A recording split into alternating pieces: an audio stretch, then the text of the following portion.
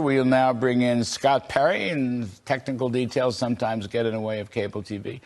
But you could have a 10% tariff and no corporate income tax. All right, we have Scott Perry. You're there alone. Thank you, Scott. You're kind of bailing us out.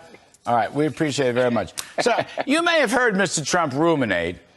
It's not policy. It's not undocumented yet. It's nothing official. He was just ruminating about a 10% tariff to replace the income tax. Now, it wouldn't replace the individual income tax, but when you look at the numbers, $4 trillion worth of imports would give $400 billion worth of revenues, and that's about what the corporate tax is. So you could, Scott, replace the corporate tax with a 10% tariff. Again, this is ruminations, wistful thinking. Donald Trump is a very clever guy. He reads a lot. He knows his history. And he's been thinking about the William McKinley tariffs at the end of the 19th century. What do you think about that? Is it just too offbeat, or is it something worth pursuing?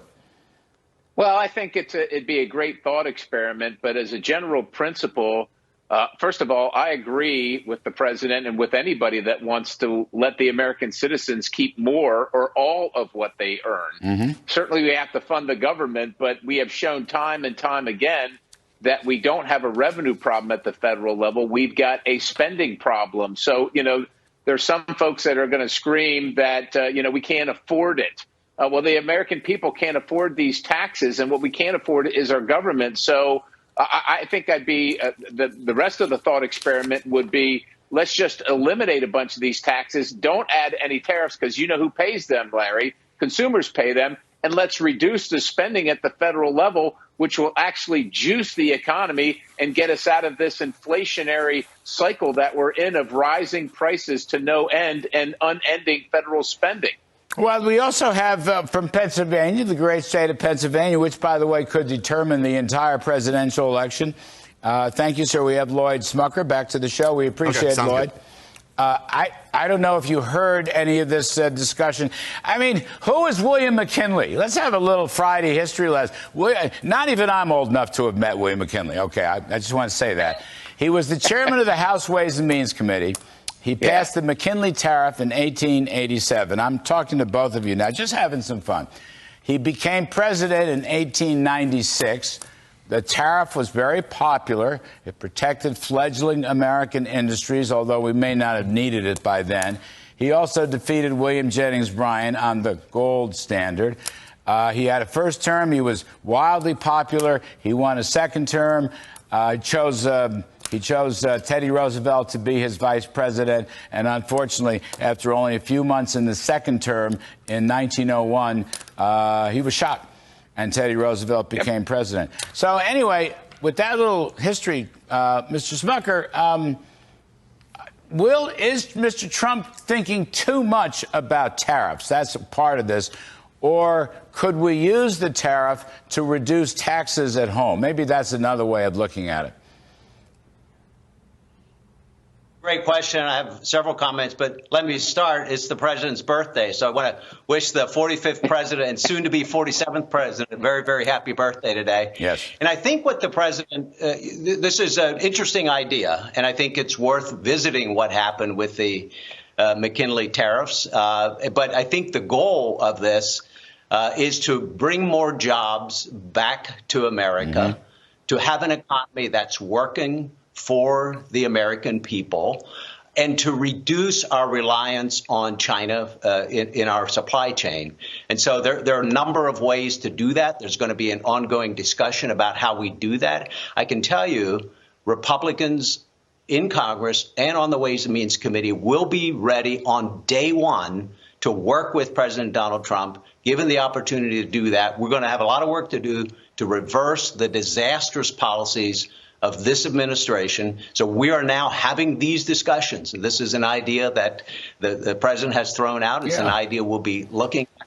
I mean, we also have, as I'm not in favor of it. I'm just saying, let's look at it. It's a very interesting thing. When I was with him yesterday at the Business Roundtable, he mentioned it to me. In fact, he said, I should bone up on the tariffs of 1897, which was the McKinley tariff. And the rest kind of flows if you know how he thinks, and I do. But the other thing is, leaving that one aside for a moment, again, it's just something to ruminate, study, put it up, hold it to the light, and see if it makes any sense. Scott, I want to come back to you, though. One of the big winners, I think, is Mr. Trump's advocacy of no taxes on tips for service people in the gig economy or any place else. I think this tax-exempt tip thing is an absolute winner.